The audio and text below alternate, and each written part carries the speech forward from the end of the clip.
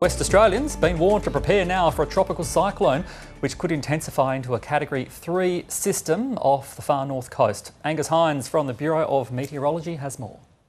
We do have an area to watch off the northern coast of Western Australia. It's not a tropical cyclone yet, it's still a tropical low, which is in some ways like a weak tropical cyclone, but it is forecast to intensify as a weather system today, and potentially in 12 to 24 hours we could be talking about yet another tropical cyclone off the northwest coast there. Now the first places to feel the brunt of it are going to be the Kimberley coastline. There's already a tropical cyclone watch in place along that Kimberley coast from the Berkeley River down to Cockatoo Island, where we're likely to see gale force winds developing over the next day or two. At the moment, it looks like most of the rain and thunderstorm activity, which we do associate with tropical cyclones, will stay out over the water.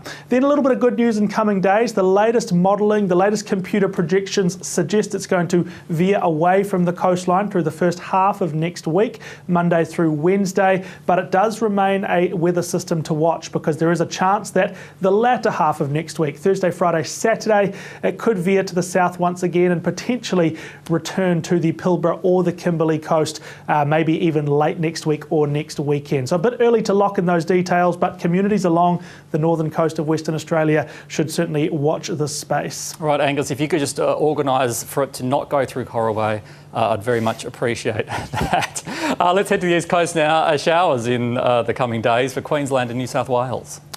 Yeah, there will be a little bit of spotty, intermittent wet weather across the east coast. Now, we could see a shower in Sydney, but most of it's going to be north of there from about Newcastle northwards. Probably the heaviest falls between Coffs Harbour and the Sunshine Coast. But I guess overall, it's not a major weather event. We're just seeing light to moderate showers with one or two isolated storms in the mix there as well. So we could see a little bit of rainfall, but it's not going to be a widespread flooding type event, but just enough to make it perhaps a little frustrating to get out and about into the garden or on those weekend activities outdoors.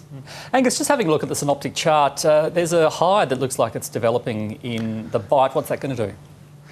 Yeah, big high pressure to the south, and it's been slowly drifting towards the southeast as well, and that's going to stick around for several days. It will do a few things. It will bring large parts of the country clear, settled weather, but the main thing that we're associating with this high is warm temperatures across the south of the country, in particular South Australia and Victoria, seeing not just a hot weekend, but hot weather throughout most of the coming week. Really, really warm conditions for this time of year. Adelaide is looking at the next 5 days, all being above 32 degrees. That's something we haven't seen for about the last 7 or 8 years in April. A couple of days in the low to mid 30s in Victoria, in Melbourne, which is pretty unusual also for this time of year. And we could be seeing several days in a row above 30 degrees for northern parts of Victoria. So it's still feeling like the tail end of summer, even though we are well and truly into autumn down here.